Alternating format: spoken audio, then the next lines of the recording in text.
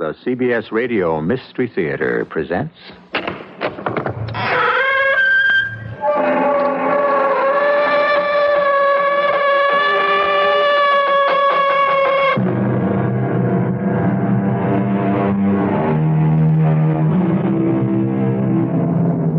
Come in. Welcome. I'm E.G. Marshall. People say, like father, like son. People say, the apple does not fall far from the tree. People talk about the sins of the fathers. You listen to some people and you might logically ask yourself, why bother to try to do anything or to be anyone? After all, isn't it who and what your father was that will determine the course of your life? Well, if you spend the next 53 minutes right here, you might get an insight into an answer.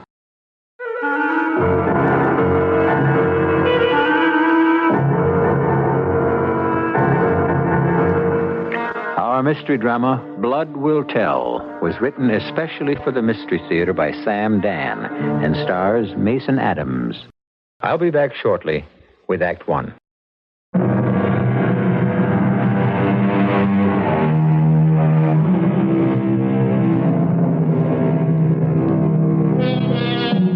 You hear endless complaints.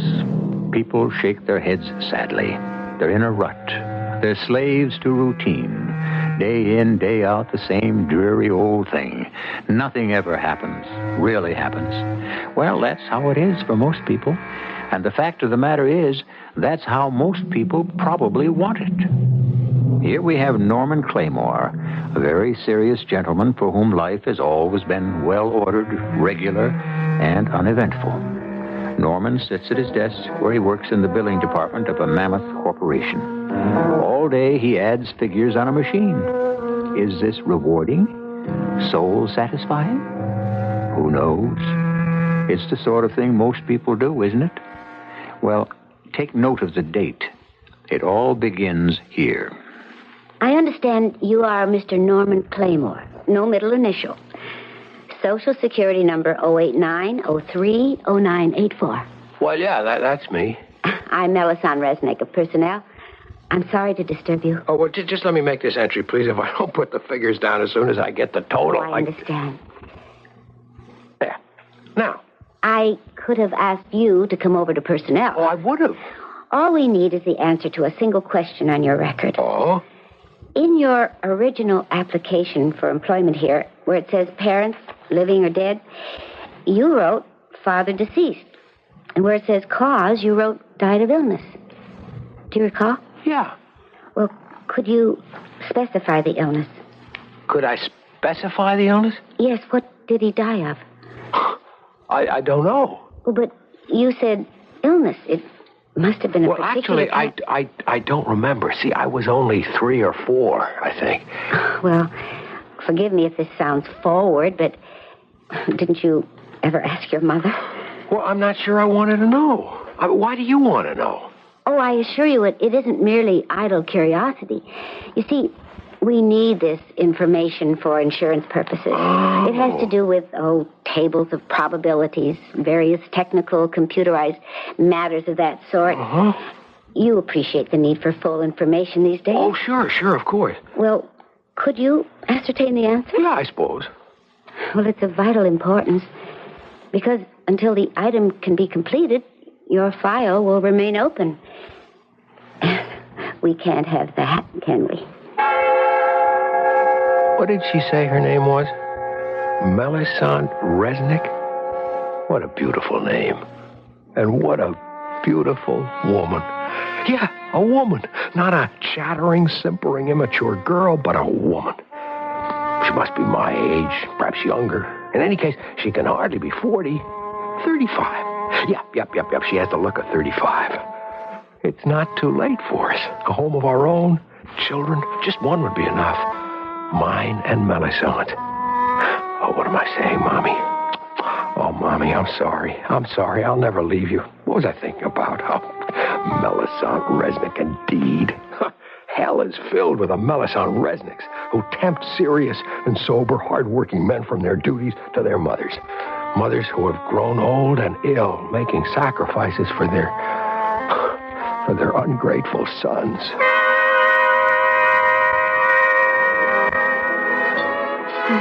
Have some pie, Normie. I'm supposed to be on a diet. Oh, Normie, you shouldn't be a fanatic about anything.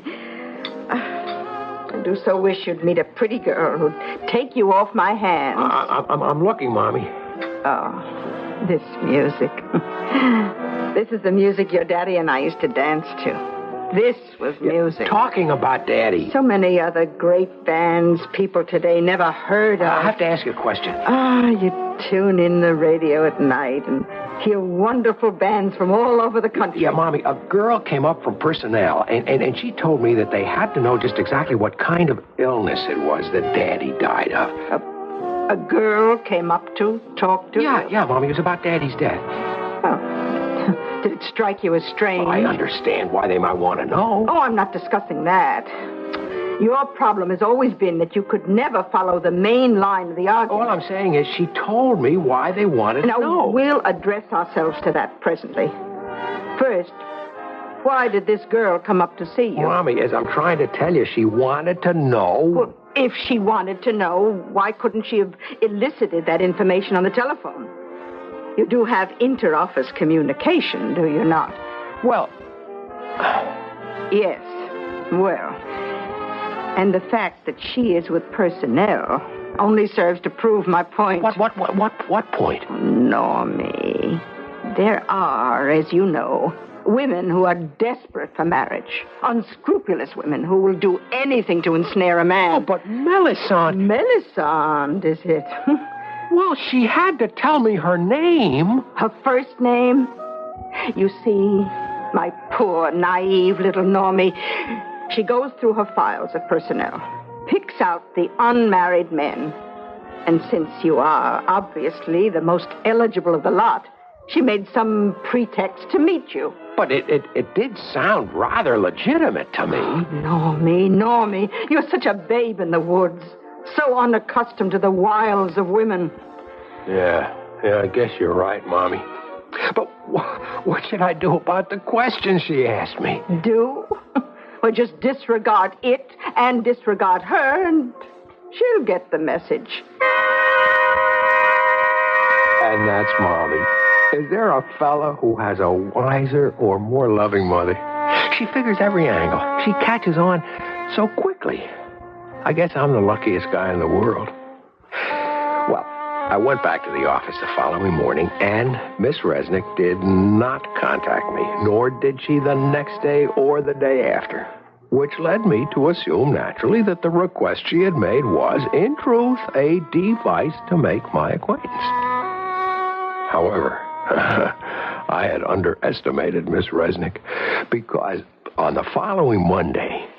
Mr. Claymore, you never did get back to me with that information. That's right, I didn't. Are you sure it's important? Well, certainly it's important. To whom? Well, to the company, of course. Why else would I ask? I have no idea. Mr. Claymore, I have been told to complete your record by the vice president in charge of personnel.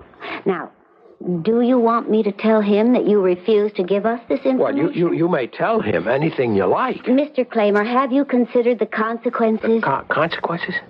An assumption will be made that you have something to hide. Now, really, why should you create an unfavorable impression? Look, every employee of the corporation, from the chairman of the board down, has filled out this form, just as you're required to do. Well, just put down any disease, TB, whatever. I cannot put down what I know to be false. Mr. Claymore, can you obtain this information for me no later than tomorrow? This ruthless, unscrupulous woman appears to have upset you a great deal. Oh, Mommy, she seems to be very shy and quiet. Oh, they're the worst kind. But I have to give them an answer. What disease did Daddy die? Well, he didn't die of any disease. He was killed in a bus accident. Well, Mommy. Yes. He was standing at the bus stop, waiting. The bus came along. He stepped off the curb. The bus didn't stop. But, Mommy, you said... You see, he thought it was the local, but it turned out to be the express. But you said that he took ill and died. Did I say that? Well, Perhaps I did. But if it wasn't true... Well, it may not have been true, but it was kind. After all, being run down by a bus is an absolutely horrible way to be killed, and you were a little child. It could have done something to your psyche. You might have become terrified of buses for the rest of your life. And not being rich, we couldn't afford to travel everywhere by taxicab. Isn't that so? Oh, yeah. Certainly, you would have had bad dreams. Well, and for cause of death, I could tell Miss Resnick that Daddy died in a bus accident. Yes. And after you tell her that, you can tell her goodbye.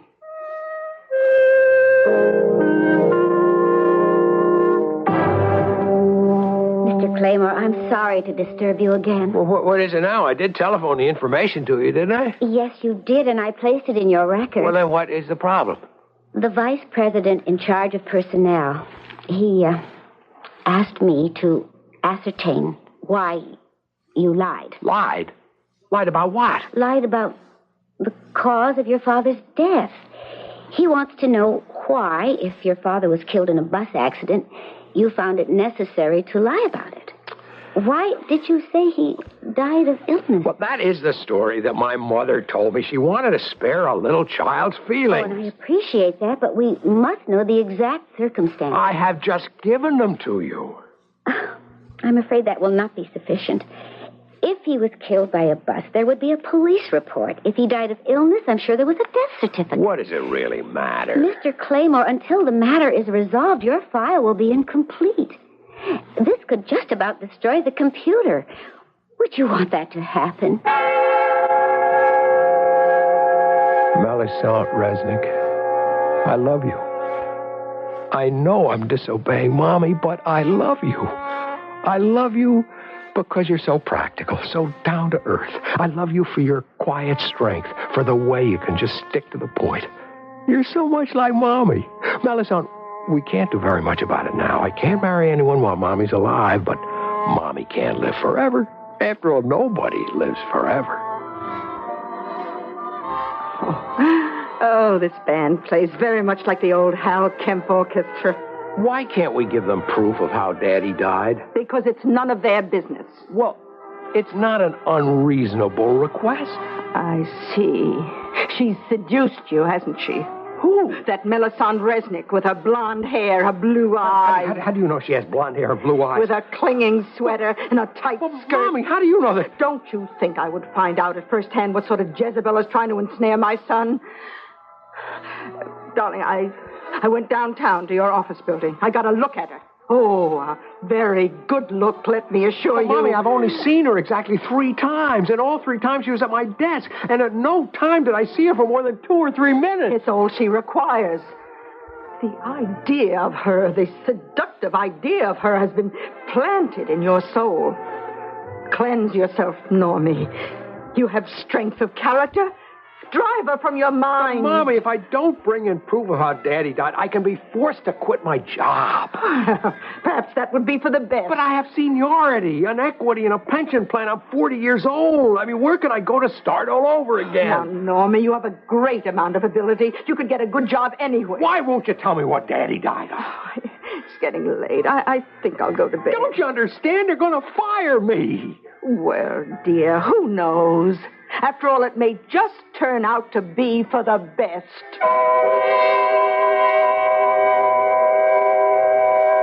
Well, now, little acorns suddenly sprout into great big oaks. Tiny molehills become huge mountains. Why is Mommy so set against giving Normie what, after all, should only be a piece of routine information? You've already heard enough of our story to come up with a variety of interesting possibilities. Think about them, and let's compare notes when I return shortly with Act 2.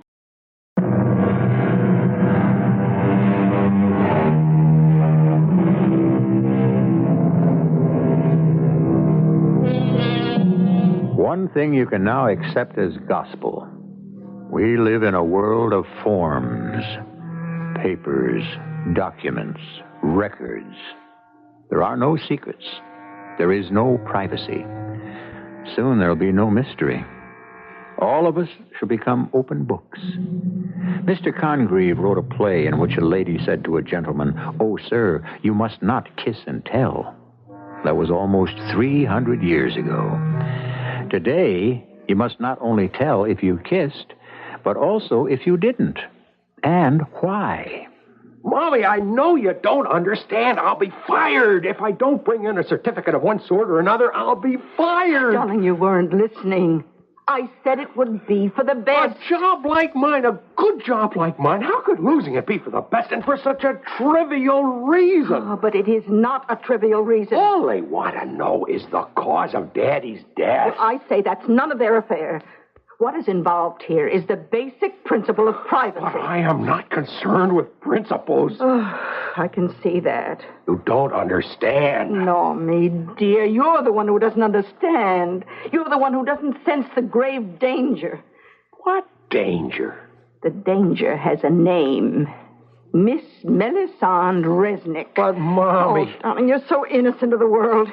It's quite probably my fault. She has already seduced you, and that is why you must leave that place. Mommy! She must not be permitted to destroy your life. And that is your Mommy's final word. Mommy's right. She's always right. But Melisande, she's so nice. Is that the word? Yeah, nice. Surely she must be exactly the kind of girl Mommy would choose for me herself. I don't understand. Melisande hasn't said one word, made one suggestion that might even remotely be considered as improper. Yet what does Mommy know that I don't? Good morning, Mr. Claymore. Do you have the information for me? No, Miss Resnick, I do not. Oh, I'm at a loss to understand your reluctance. A most insignificant matter has been blown completely out of proportion. I do not agree that the matter is insignificant. The right to privacy. We're concerned here with the world of practicality. The world as it exists. All I can say is that failure to furnish us with the information can mean your job. I realize that. You realize that? And you still... I am prepared, as they say, to walk the last mile. Understand, Mr. Claymore. And please, this is off the record. In the ordinary way, the matter would be of no significance. However, the vice president in charge of personnel is the son of the founder. I didn't know that. Well, it was necessary to give him a title to keep him happy. And now he looks for things to justify his job. Well, he found you. I can't do anything about that. You're an excellent employee. I would hate to see you lose your job. Well, sometimes a man must stand up. You have 3 weeks.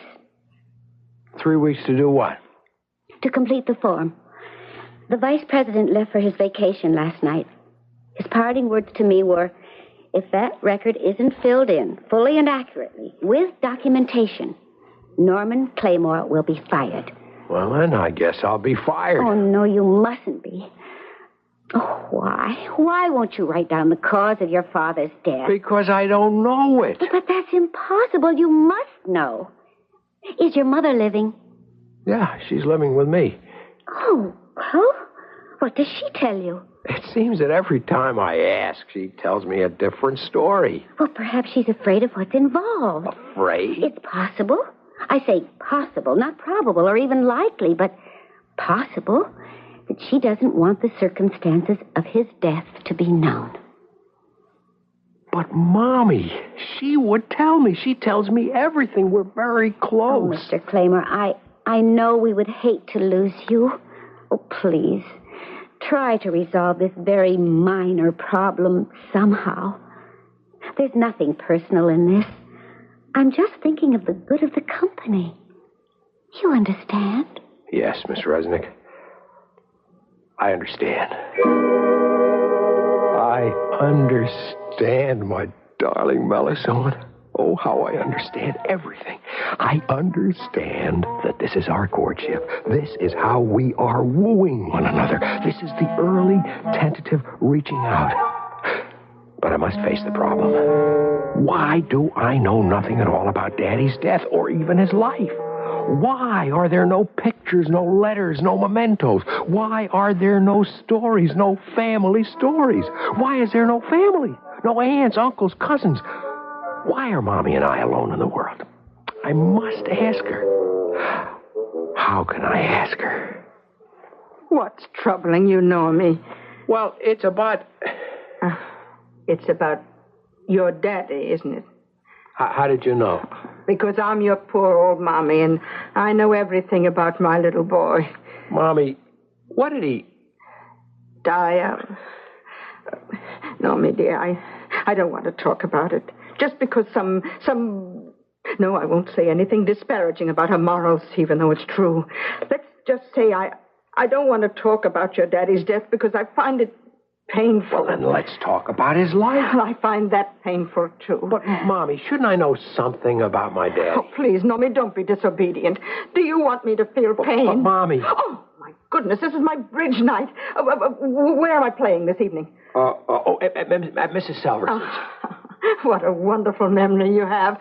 Darling, are you sure you'll be all right tonight without me? Oh, yeah. Oh, that's a good boy. I drove Mommy to Mrs. Salverson's house where she would spend the next 3 hours. Usually, I killed the time till I had to pick her up in a movie. But tonight, I drove straight back home. There was something I had to know. And I had to know it, or else all would be over between Melisande and me. I had to find the information. And where? Where can I find it?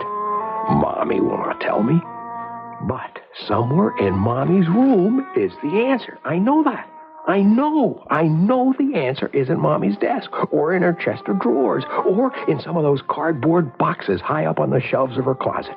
The secret must be in one of those places because Mommy made me promise on my honor, cross my heart and hope to die, that I would never go into her room unless she was there. Never.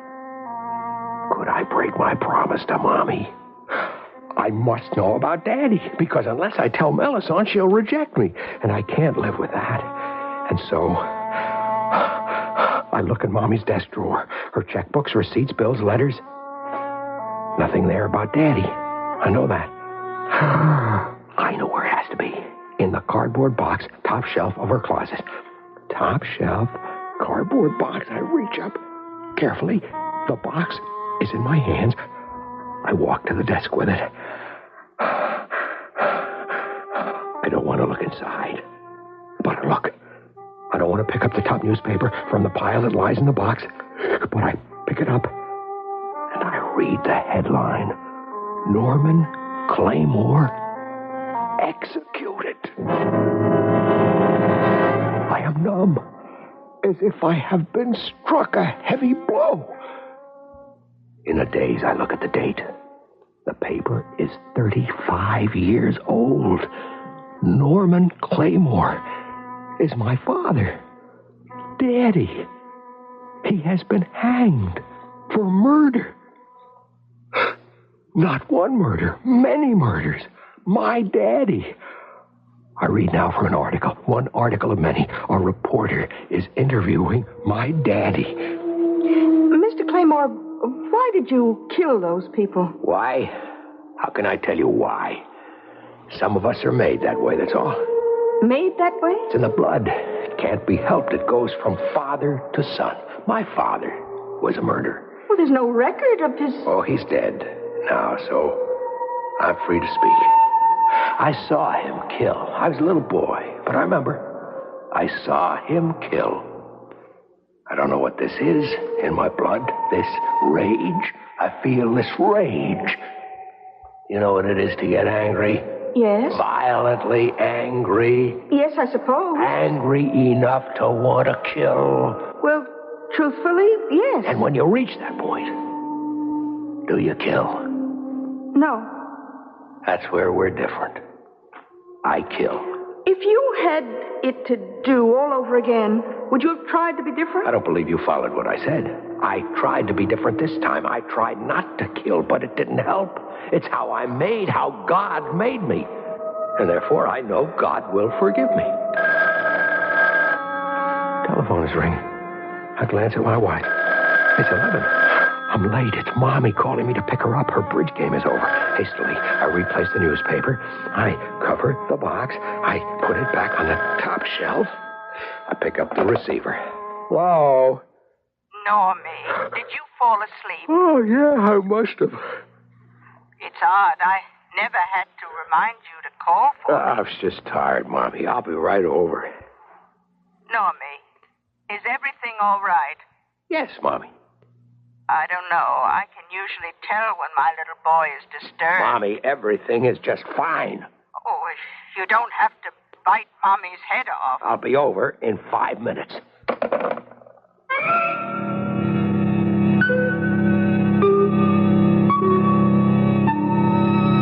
Oh, he'll be over in 5 minutes. To do what? Well, he's angry. Judging from the tone in his voice, he's even furious. You heard what his father had to say about the fury and the blood of the men in his line. Is he that enraged with his mother, with his adored Mommy? It's a touch-and-go business we're involved with, and we'll sort it all out in Act 3 in just a few moments.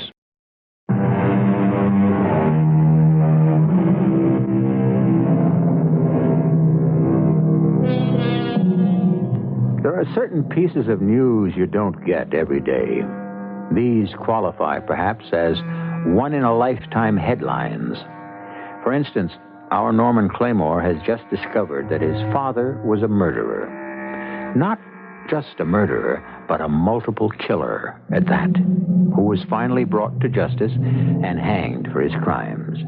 Now, he would never have endeavored to discover this fact about his father had he not been compelled to fill out a form at his place of work, which asked, if either or both parents are deceased, list the cause of death. And yet, that's exactly what he must do if he wants to keep his job. Whatever did get into you this evening, Normie? Nothing, Mommy. You know you must never make me wait for you at Mrs. Silverton's after the game. I simply cannot tolerate the woman.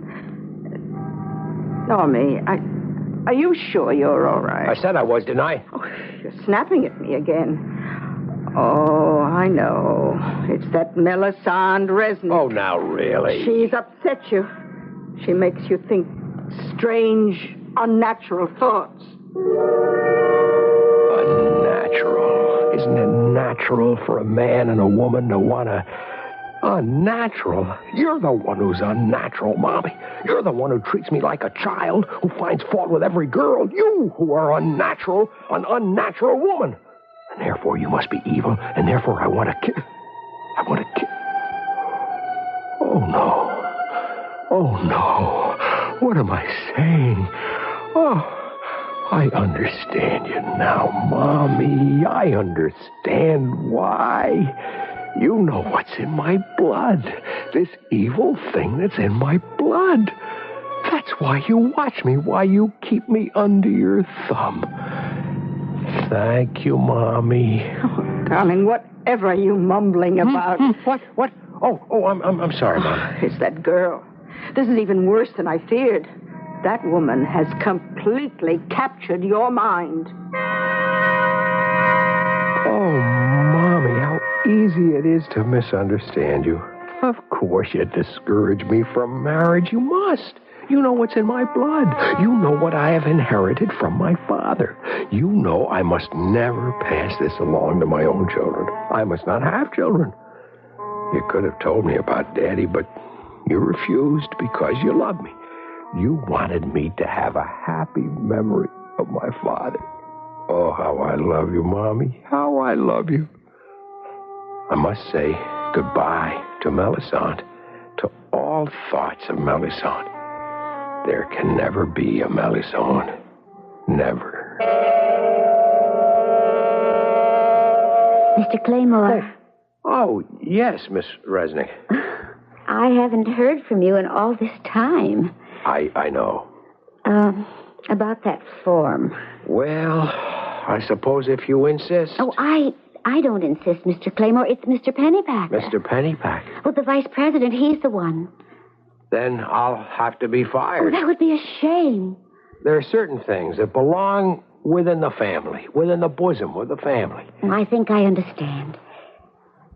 Oh, Mr. Claymore, I cannot help but admire you. Well, You're protecting someone. Now, that's obvious. Oh, but at such a cost. You know, you're a hero. In the true sense of the word. oh, no, not really. Oh, yes, and I must keep your secret. Oh, it's so unfair. If it weren't for that Mr. Pennypacker, we could just disregard the whole affair. Is that so? Well, he's the one who lit the fire. He's the one who wants the answer. No one else really cares. Oh, if he's due back tomorrow. And I suppose that's the end. I looked into her eyes, into my Melisandre's beautiful blue eyes. They were filled with worry. No, Melisandre, this is not the end. Not for you and me. I hate that Enoch Pennypacker. I hate him because he stole my father from me. I had a father I thought was a good man. Because of Enoch Pennypacker, I had to discover my father was a killer. Now I know the meaning of those secret urges, those drives, those yearnings. It has been the desire to kill. It's in my blood. I can't deny it. I won't deny it. And I won't deny you either. Melisandre, it's wrong, I know, but we are human. My father knew, but did he deny himself my mother? Never. And I shall not deny myself you. Normie, is something wrong? Wrong? What, no. Now, darling, I know you better than you know yourself. Something is burning inside of you. Please, everything's all right. How do you mean? You won't share this with your mommy? I don't know what you're talking about. Now, Normie, we must get to the bottom of this thing. No, we mustn't. Don't say another word. I'm fighting it, can't you understand? I'm fighting the bad blood. Shut up, don't quiz me, let me alone. I'll fight it off, this fury, this rage in my blood, this insane desire to kill Enoch Pennypacker. Let there be quiet. Let there be calm. Please, Mommy, please. Normie, we've always been able to talk out your troubles. I tell you, I have no troubles. Mommy knows better. Normie, where are you going at this hour? Out. Where? Nowhere. What are you going to do? Nothing.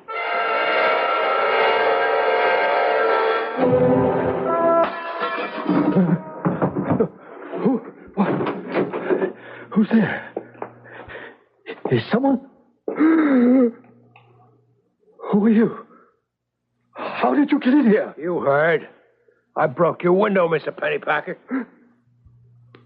How do you know my name? Everybody at the plant knows your name. What are you doing here? I intend to kill you. Kill me? What for? Why should anyone want to kill me? You killed my father. Me? Oh, no. I never killed anyone in my life. You killed his memory. Ask anyone. I'm the mildest person. And you tried to separate me from the woman I love. No. I've never done anything bad in my life. Lies won't save you. Please, don't come near me. I'm ready to complete the form, to answer the open question on my record. I don't even know what you're talking about. Cause of father's death.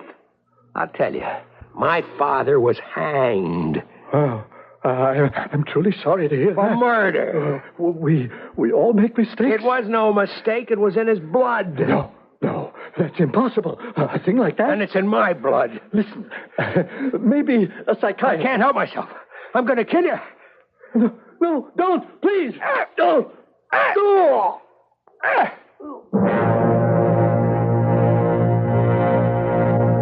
I was seized with an uncontrollable rage. I had to kill. My fury was so overpowering I could kill with my bare hands. I hit him again and again and again. And finally I stopped. All passion was spent. I looked at him. He was dead. You didn't need to feel for his pulse, to listen for his heartbeat. He was dead. You could tell by the sprawl of him that he was dead. And I felt at peace. Such a delicious feeling of calm. Such a satisfying feeling of security. I had finally found my identity. I was my father's son. Blood will tell.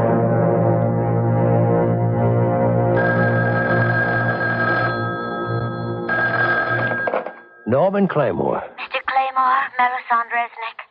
Yes, I know. Have you read the news? What news? Well, the dreadful news in this morning's paper. Why, no. It's Mr. Pennypacker. He was murdered last night. No. Oh, yes. Brutally murdered. They think it was some homicidal maniac. I'm sure it must have been. I'm really very sorry to hear that. Oh, I knew you would be. Even though you had little cause to like Mr. Pennypacker. Oh, that's nothing to think of now. Oh, this crazy thing. Well, it's an ill wind that doesn't blow some good. You don't have to worry about your job anymore. Believe me, Miss Resnick, my job is not worth Mr. Pennypacker's life. Actually, if by giving it up we could bring that poor man back... Oh, Mr. Claymore, do you know what you are? You are a beautiful human being. Yes. And so are you, Miss Resnick.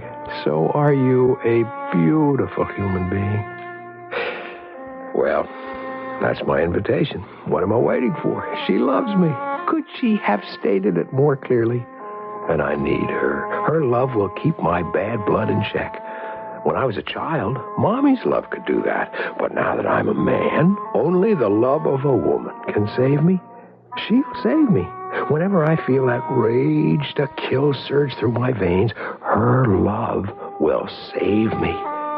Melisande, I'm coming to you. I know that you're waiting for me. I'm coming to you. Tonight. Tonight.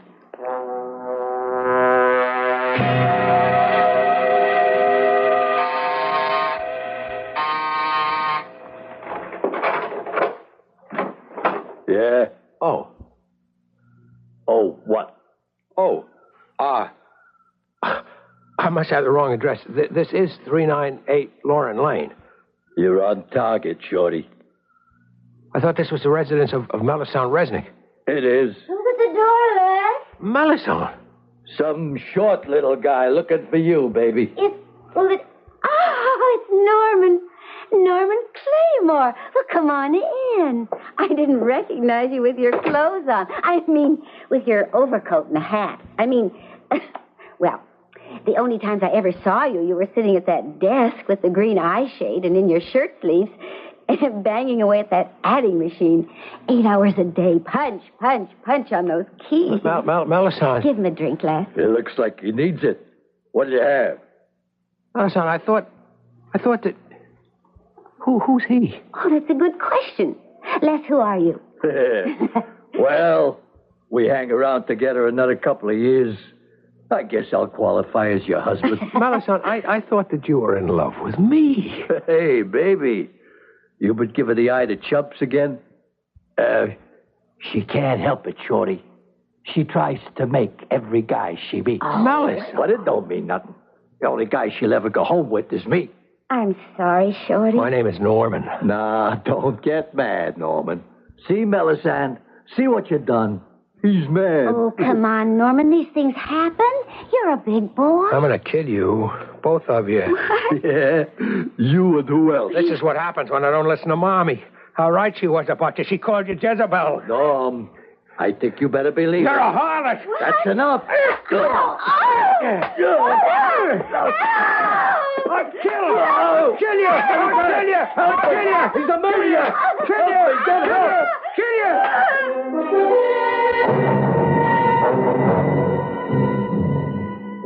Do you want to talk about it, Mr. Claymore? What's there to talk about, miss? I killed him. We know that. Why? Why? Because I'm my father's son. What does that mean? Claymore. Norman Claymore. Does the name mean anything to you? Think, miss. Many years ago, there was a murderer, Norman Claymore. I think I remember. Well, he was my father. Why? Murder was in his blood, and he passed that blood to me, and that's why I killed him. Enoch Pennypacker, too. You say you also killed this Pennypacker man? Yes. When my blood begins to rage the way my father's did, then I have no control. Excuse me, please. Miss Himmelwhite? Oh, Oh, yes, that's my case. I'll come out and talk to her. Mr. Claymore, do you want to see your mother? Mommy? Oh, yeah. Well, finish dictating your statement to the secretary, and I'll bring her in to see you. Doctor, my son. Can I see my son? Yes, Mrs. Claymore, in just a few minutes. He didn't kill those people. He couldn't kill them. We have witnesses, Mrs. Claymore. But why? Why? He says his father was a murderer. Is that true? Is it? Yes.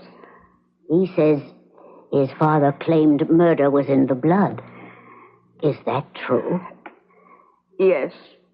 And so your son says he kills because he inherited that murderer's blood. He can't help himself. That's not true. It wasn't true about his father. It was true about his father, yes, but it couldn't be true about Norman. It couldn't be. Why not, Mrs. Claymore? Because Norman was adopted.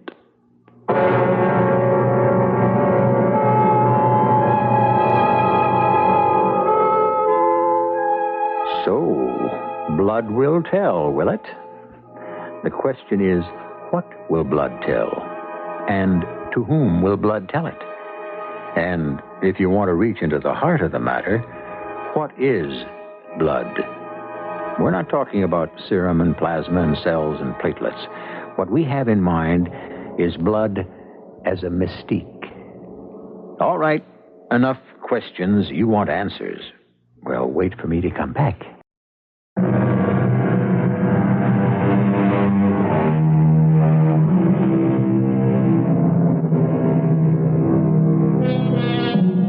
A tricky business, this, about blood. And sometimes the blood you think you have may be more powerful than that which actually flows through your veins. Or less. And why do we say flows through the veins? Why not through the thoughts as well? Blood, the great mystery, the greatest mystery of our existence, which is why you hear about it so often on Mystery Theater. Our cast included Mason Adams, Bryna Rayburn, Evie Juster, and Ken Harvey. The entire production was under the direction of Hyman Brown. This is E.G. Marshall inviting you to return to our Mystery Theater for another adventure in the macabre. Until next time, pleasant dreams.